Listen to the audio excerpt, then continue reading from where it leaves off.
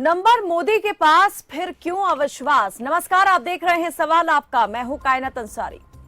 मोदी सरकार के खिलाफ लाए गए विपक्ष के अविश्वास प्रस्ताव पर चर्चा जारी है। अविश्वास प्रस्ताव पर दूसरे दिन की चर्चा के दौरान मणिपुर का मुद्दा सदन में जोर शोर से गूंजा। राहुल गांधी ने मणिपुर हिंसा पर मोदी सरकार को घेरा तो सरकार की तरफ से स्मृति ईरानी ने पक्ष रखा और कांग्रेस को निशाने पर लिया। प्रधानमंत्री नरेंद्र मोदी दूसरी बार अपने कार्यकाल में अविश्वास प्रस्ताव का सामना कर रहे हैं। सवाल है कि संसद में आंकड़ा उनके जब पक्ष में है, ना तो उनकी सरकार को खतरा है और ना ही विपक्ष नंबर गेम के लिहाज से इस स्थिति में है कि सरकारी खेमे को किसी परेशानी में डाल पाए। तो फिर आखिर विपक्ष के इस अविश्वास प्रस्ताव का मतलब क्या है? क्यों विपक्ष सरकार के खिलाफ ये प्रस्ताव लेकर आया? क्या मणिपुर हिंसा पर पीएम की खामोशी तोड़ना विपक्ष का मकसद है, या फिर मणिपुर की जनता में हिंसा के बाद जो अविश्वास घर कर गया है उस भावना को देश के सामने लाना और मणिपुर में हालात काबू करने में और कानून व्यवस्था बहाल करने में मणिपुर सरकार और केंद्र सरकार कैसे और कितना चूकी, इस बात को सामने लाकर 2024 के लिए अपने लिए सियासी ग्राउंड तैयार करना, सियासी आधार मजबूत करना, ये विपक्ष का मकसद है। आखिर क्या है इस अविश्वास प्रस्ताव के लाने की असली वजह, इस पर करेंगे चर्चा, लेकिन पहले देखिए ये रिपोर्ट।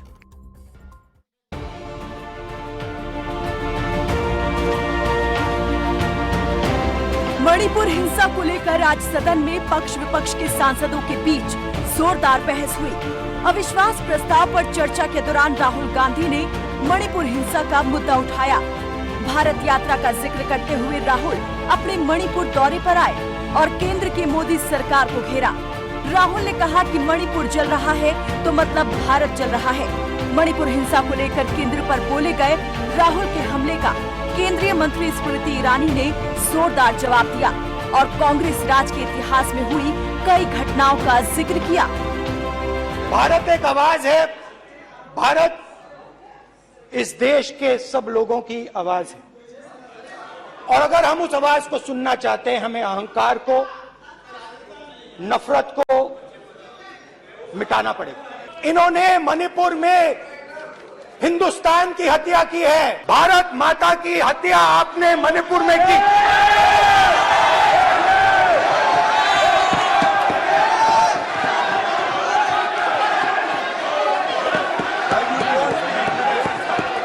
भारत माता को आपने मणिपुर के लोगों के मारा, आपने मणिपुर के लोगों को मारकर भारत की हत्या की है। आप देश द्रोही हो, आप देशभक्त नहीं हो, आप देश प्रेमी नहीं हो, आप देशद्रोही हो। आपने देश की हत्या मणिपुर में की। जब तक आप हिंसा को बंद नहीं करोगे तब तक आप मेरी मां की हत्या कर रहे हो। हिंदुस्तान की सेना मणिपुर में एक दिन में शांति ला सकती है। हिंदुस्तान की सेना का प्रयोग नहीं कर रहे हो क्योंकि आप हिंदुस्तान को मणिपुर में मारना चाहते हो। पहली बार राष्ट्र के इतिहास में भारत मां की हत्या की बात की और कांग्रेस पार्टी यहां पर तालियां बजाती रही। जो भारत की हत्या की बात पर कांग्रेस पार्टी ने ताली पीटी आज इस सदन में, इस बात का संकेत पूरे देश को दिया कि मन में गद्दारी किसकी है। मणिपुर खंडित नहीं है, विभाजित नहीं है, मेरे देश का अंग है। मैं इनसे पूछती हूं, इन्हीं के अलायंस के एक सदस्य बैठे हैं जिन्होंने तमिलनाडु में कहा कि भारत का मतलब मात्र उत्तर भारत। अगर हिम्मत हो राहुल गांधी में तो आकर भारत के ऊपर इस प्रकार का कटाक्ष करने वाले डीएमके के अपने साथी का खंडन करके बताएं। कांग्रेस पार्टी के एक नेता ने कश्मीर में रेफरेंडम की बात की। अगर हिम्मत है गांधी खानदान में तो इस सदन में और इस देश को बताए कि कश्मीर को देश से हटाने की साजिश में कांग्रेस के उस नेता का वक्तव्य क्यों है। You are not India because you define corruption in India. You are not India because you define incompetence. You are not India. जिनके पास ना नीति थी, ना नियत थी, ना देश के प्रति निष्ठा थी, आज ना जो कभी हिंदू के हुए, जिन्होंने राम के अस्तित्व को नकार दिया, ना सिखों के साथ जिन्होंने इंसाफ किया, जो ना कभी महिलाओं के उत्थान के लिए समर्पित थे, ना नौजवान के सशक्तिकरण के लिए समर्पित थे, ना किसान के बलिदान को स्वीकार कर किसान की समृद्धि के लिए समर्पित थे। आज उनसे कहना चाहती हूं कि जो समर्पित है, जो सबके विश्वास के साथ सबका विकास कर रहा है, उस पर देश को पुनः विश्वास दिखाएंगे। 24 में पुनः मोदी सरकार बनाएंगे। इस अविश्वास प्रस्ताव का मैं निषेध करती हूं और भारत मां का जयकारा लगाते हुए जो भारत मां की हत्या की बात कर रहे थे महोदय, उनसे कहना चाहती हूं, अंग्रेज आए चले गए, मुगलिया सल्तनत आई खत्म हो गई, हिंदुस्तान आज भी है और आगे भी रहेगा और हिंदुस्तान इस देश की तिजोरी की चाबी वापस उनकी माताजी के हाथ में नहीं देगा।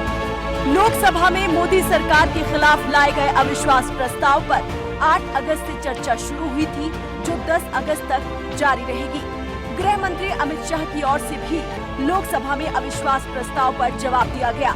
गृह मंत्री ने कहा कि उन्हें अविश्वास प्रस्ताव पर कोई आपत्ति नहीं है, विपक्ष को पूरा अधिकार है अविश्वास प्रस्ताव लेकर आए, लेकिन विपक्ष के इस कदम से पार्टियों और गठबंधन के चरित्र उजागर होते हैं।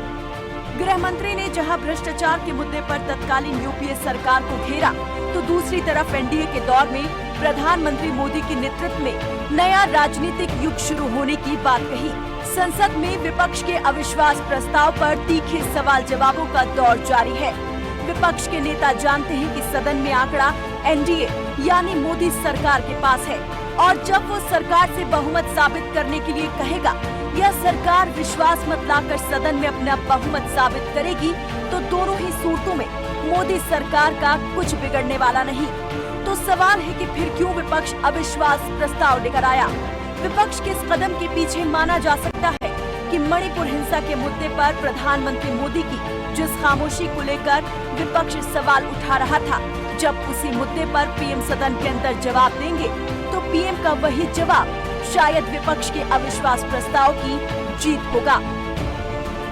खबर फास्ट के लिए कायनात अंसारी की रिपोर्ट।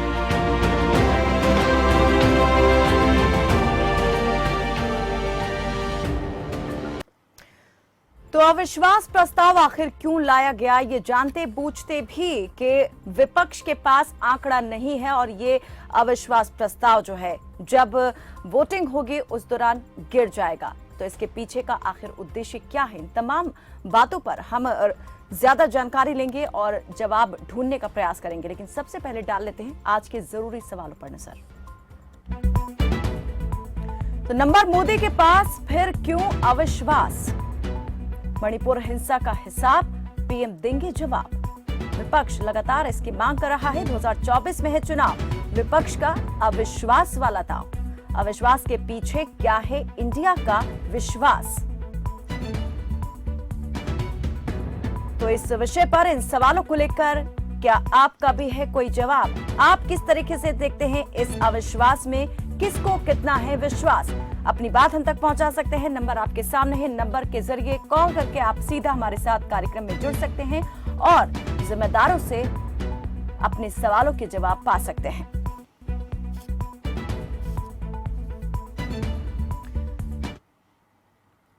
तो मोदी सरकार के खिलाफ ये दूसरी बार है, उनके कार्यकाल में, प्रधानमंत्री नरेंद्र मोदी के कार्यकाल में ये दूसरी बार है जब विपक्ष अविश्वास प्रस्ताव लेकर आया हो। लेकिन इस अविश्वास प्रस्ताव के पीछे की कहानी पूरी क्या है। इस बार जो है सदन में, क्योंकि नजारा बिल्कुल अलग है, तस्वीर बिल्कुल जुदा दिखाई दे रही है। 26 विपक्षी दल एक साथ एक बैनर तले, एक नाम तले, इंडिया के तले इकट्ठा हुए हैं, एकजुट हुए हैं और अपनी आवाज बुलंद कर रहे हैं। राहुल गांधी ने आज कहा कि मणिपुर में लोगों को नहीं मारा गया है, बल्कि भारत माता की हत्या की गई है। बीजेपी को उन्होंने निशाने पर लिया और सीधे तौर पर आरोप लगाया, कहा कि आप देश प्रेमी नहीं देशद्रोही हैं। तो आखिर इन तमाम चीजों को कैसे देखा जाए? क्या 2024 के चुनाव को देखते हुए सियासी बिसात बिछाई जा रही है, या फिर विपक्ष इस गंभीर विषय की ओर सरकार का ध्यान, देश का ध्यान लाना चाहता है, जो अभी तक सामने नहीं आया था, जब तक कि वो वीडियो सामने नहीं आए थे जिसमें महिलाओं के साथ जो अभद्रता की गई थी वो अपने आप में पराकाष्ठा की सीमा को पार कर गई थी। हमारे साथ मेहमान जुड़ चुके हैं बातचीत के लिए। अनिल गोयल हमारे साथ बीजेपी के नेता जुड़े हैं और कांग्रेस के नेता अभिषेक चौधरी हमारे साथ जुड़ गए हैं। दोनों का स्वागत। और सबसे पहले मैं यहाँ पर अभिषेक चौधरी जी आपसे पूछना चाहूंगी, अविश्वास प्रस्ताव के पीछे आखिर विपक्ष का क्या मकसद है? देखिए, धन्यवाद। सबसे पहले मैं एक बात कहना चाहूंगा कि ये प्रस्ताव के पीछे कोई बहुत बड़ा रीजन नहीं, ये एकजुटता की बात है, एकता की बात है कि अगर सारा विपक्ष एक साथ आना चाहता है और मणिपुर की रक्षा करना चाहता है तो मुझे समझ में नहीं आता कि इस पे इतनी बौखलाहट क्यों है। क्योंकि मणिपुर में पिछले दिनों में जो भी कुछ हुआ है वो किसी से छुपा नहीं है। जब वहां पर वर्तमान की सरकार ने लोगों के लिए कुछ व्यवस्था नहीं करी और अगर विपक्ष एकजुट होकर वहां कुछ करना चाहता है तो उसमें बीजेपी को इतनी बौखलाहट क्यों हो रही है? अगर सदन में जब जाते हैं और ये प्रस्ताव रखा जाता है और वो वोटिंग होती है और ये इंडिया अलायंस को अगर बहुमत मिलती है तो उसमें खराबी क्या है? मुझे कुछ समझ में नहीं आया क्यों ऐसा इस पे बार बार सवाल उठाए जा रहे हैं। तो क्या इस अविश्वास प्रस्ताव के जरिए जो भावना है, जो लोगों की भावना है और विपक्षी दलों की भावना है सरकार के लिए, उसे सामने लाने की कोशिश की गई है? सरकार को गिराना नहीं, सरकार को जगाना इस अविश्वास का मकसद है? देखिए, मैं सबसे बड़ी बात इसमें कहना चाहूंगा कि ये सबसे बड़ा प्रस्ताव ये है कि मणिपुर को कैसे बचाया जाए। मणिपुर में जो दिन प्रतिदिन हमने जो घटनाएं देखी हैं उनसे बहुत दुख हुआ है, बहुत पीड़ा हुई है। आप खुद एक महिला हैं, आप इस चीज को बखूबी समझेंगे कि जब हमने वो एक महिला की तस्वीर जब हमने देखी, वो वीडियो देखी, तो रूह कांप उठी उसको देखकर। उस पे मुझे नहीं लगता कि कौन से बीजेपी में इतनी सारी महिलाएं हैं, किसने इस चीज को लेकर उठाया आवाज या किसने आगे कदम उठाया। अब अगर विपक्ष एकजुट होकर उस पर मदद करना चाहता है, लोगों की आंसू पूछना चाहता है, तो उस पर भी भाजपा को पता नहीं क्यों नाराजगी है, इस चीज पर क्यों सवाल खड़े हो रहे हैं बार बार। ठीक है, अनिल गोयल हमारे साथ जुड़े हुए हैं बीजेपी के। अनिल जी, जवाब दें, क्या बीजेपी में बौखलाहट आ गई है? और एक बात यहाँ पर अभिषेक ने कही, कांग्रेस के जो नेता हैं, कि बीजेपी की इतनी महिला सांसद हैं, किसी ने भी उस तस्वीर को, उस दृश्य को लेकर टिप्पणी नहीं की, लेकिन जब आज राहुल गांधी ने कोई एक इशारा यहाँ पर किया, वो किस सेंस में था ये बात की बात है, लेकिन उसको लेकर जरूर उन्होंने टिप्पणी की और शिकायत तक यहाँ पर स्पीकर को भेज दी। उस पर जरूर अपनी बात यहाँ पर रखने के लिए मुखर हो गई बीजेपी सांसद, महिला सांसद, लेकिन महिलाओं के साथ मणिपुर में क्या हुआ उसके लिए वो एक शब्द नहीं बोली। पहले तो ये कहता हूं कि राहुल गांधी ने जो किस पास किया, इससे पहले भी उन्होंने सदन में आत्महत्या, ये इनकी सभ्यता है, ये इनकी संस्कृति है और ये महिलाओं के प्रति का सम्मान जो साफ दिखाई देता है। दूसरा, एक और बात है, आज राहुल गांधी ने कही भारत माता की हत्या, मेरी भारत माता की हत्या, और एक तरफ राहुल गांधी ये कहते हैं कि भारत माता की हत्या हुई है, इस तरफ सांसद ताली बजाती, खुशी मनाती, ये इनकी सोच का दिमाग है। यानी एक माँ की हत्या होने पर आप शांत मनाएंगे, शोक मनाएंगे या ताली बजा करके उसका स्वागत करेंगे, खुशी मनाएंगे, ये इनकी सोच। मणिपुर के विषय में मैं कहना चाहता हूं, निश्चित तौर पर मणिपुर की जो घटना है वो दुखद घटना है। हम पूरी कोशिश में लगे हुए हैं इस पर शांति लाई जाए। हमारे माननीय गृह मंत्री 3 दिन तक वहां पर जाकर के वो रहे हैं और वो पूरी कोशिश कर रहे हैं, लेकिन ये कांग्रेस भाइयों को ये नहीं पता कि इनसे पहले नरसिंह राव जब प्रधानमंत्री थे 5 गुना से ज्यादा हत्याएं उनके कार्यकाल में हुई थी, इससे ज्यादा बुरा हाल उनके कार्यकाल में था, तब ये कहां सो रहे थे। इनके उस टाइम गृह मंत्री अनिल पास जी, वहां जाने क्या का वाकई नहीं ये था। अभी वक्त है ये सब चीजों को डिस्कस करने का कि उस काल में, उनके कार्यकाल में क्या हुआ, क्यों हुआ और कब किसने क्या एक्शन लिया, क्यों नहीं लिया, ये तमाम सवाल पूछे जाए। इतिहास को झांकने का ये क्या आपको उचित समय लगता है? वर्तमान में क्या हो रहा है उसकी तुलना आप इतिहास से कर रहे हैं। इतिहास गुजर चुका है और किस रूप में याद रख रहा है उन लोगों को जिन्होंने कोई एक्शन नहीं लिया, चुप्पे साधे रखी। क्या आप यही चाहते हैं, इसी तरह से दर्ज होना चाहते हैं इतिहास में? मेरा क्या, हम तो चिंतित हैं, हम तो काम कर रहे हैं।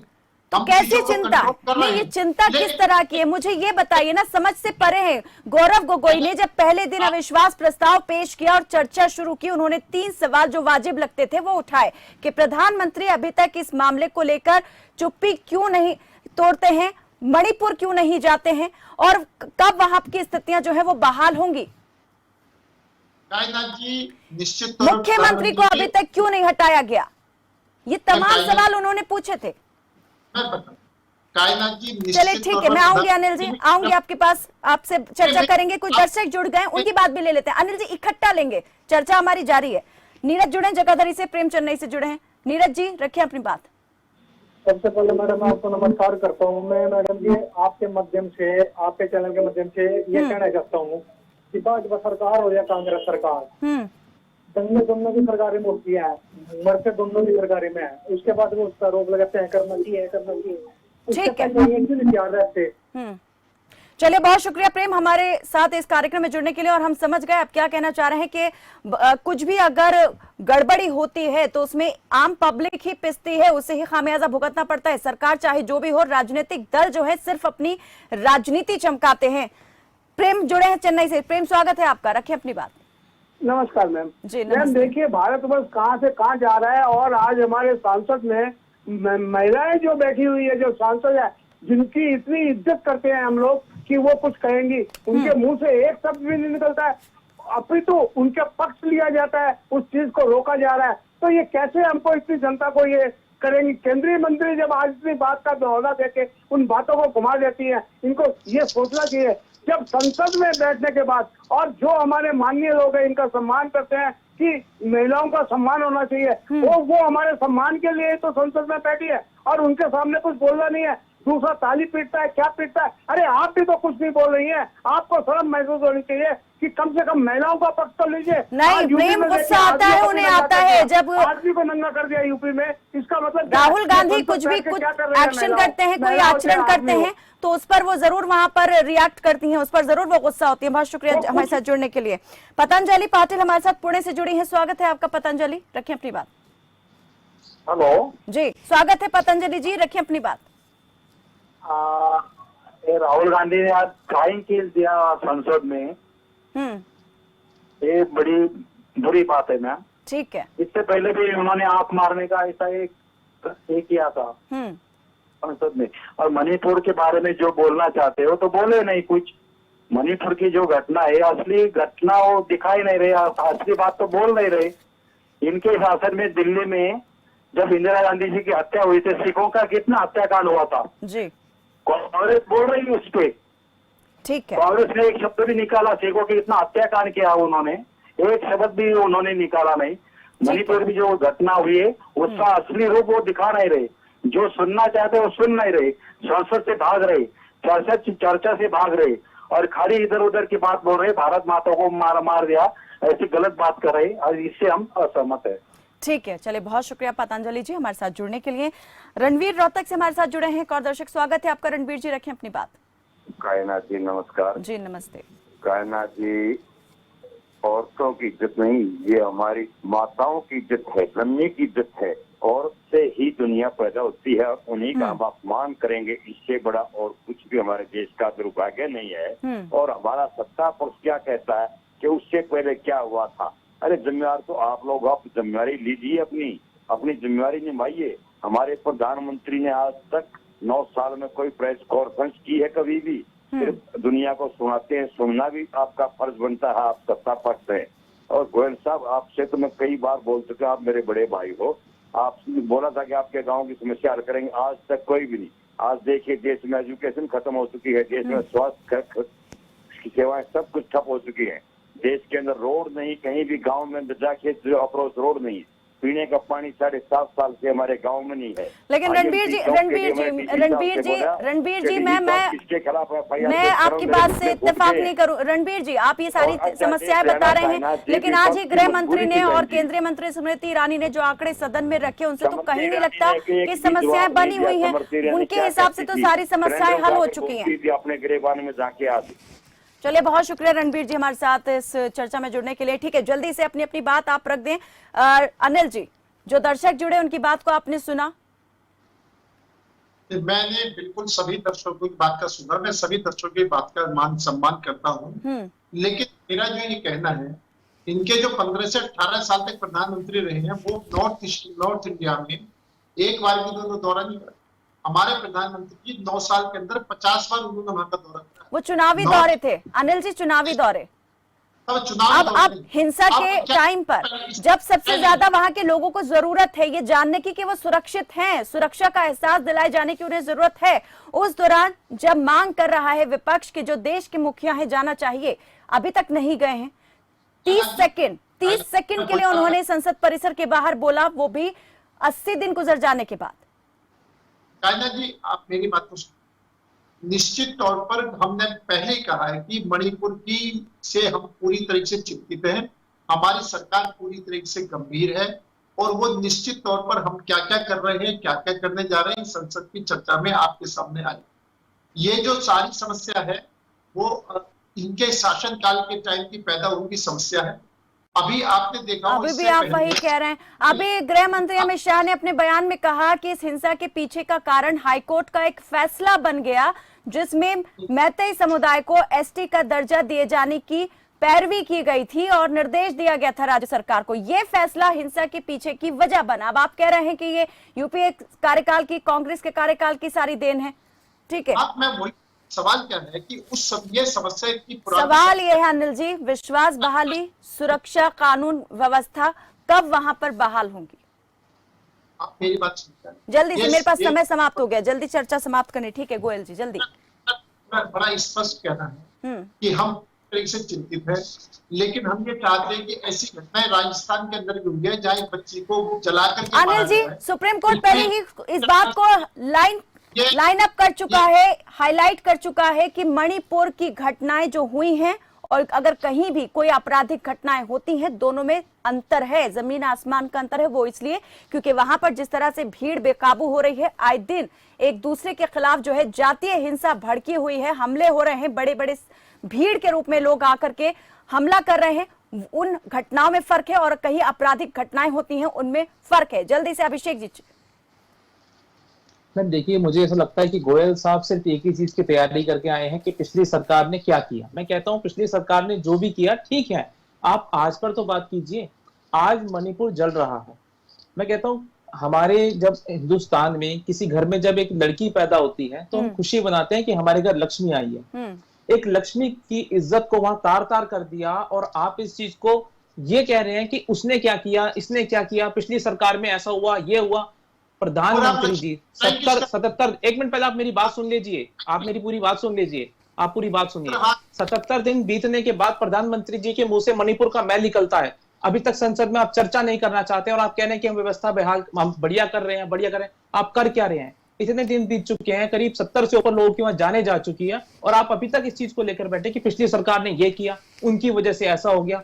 आज अगर हम सबको मिलकर आज इस चीज का समाधान निकालें, ठीक है, मिलकर इसका समाधान निकाला जाएगा। सुप्रीम कोर्ट जो है उसने भी इस मामले में स्वतः संज्ञान लिया है और 7 अगस्त को जो सुनवाई हुई है उसमें हाईकोर्ट की निगरानी में एक कमेटी गठित करने का भी सुप्रीम कोर्ट ने निर्देश दिया है। जांच कैसे आगे बढ़े, कौन लोग जांच करेंगे, इस बारे में भी आप बखूबी जानते होंगे गोयल जी। तो समझ सकते हैं कि जो व्यवस्थाएं वहां पर अभी तक सरकार द्वारा की गई हैं उनमें कितना विश्वास सुप्रीम कोर्ट ने जताया है। अगर विश्वास होता तो शायद ये सारे जो निर्देश सुप्रीम कोर्ट की तरफ से दिए गए वो नहीं दिए जाते। आपसे यही जवाब मैं जानना चाहूंगी कि मणिपुर की हिंसा को लेकर के क्या लगता है कि प्रधानमंत्री जवाब देंगे सदन के अंदर और जो विपक्ष मांग कर रहा है ये जवाब जो है उस मांग को खत्म करेगा? कायनात जी, प्रधानमंत्री जी सभी मुद्दों पर बोलेंगे, कोई भी उनसे नहीं छूटेगा, एक बात निश्चित तौर पर यह है।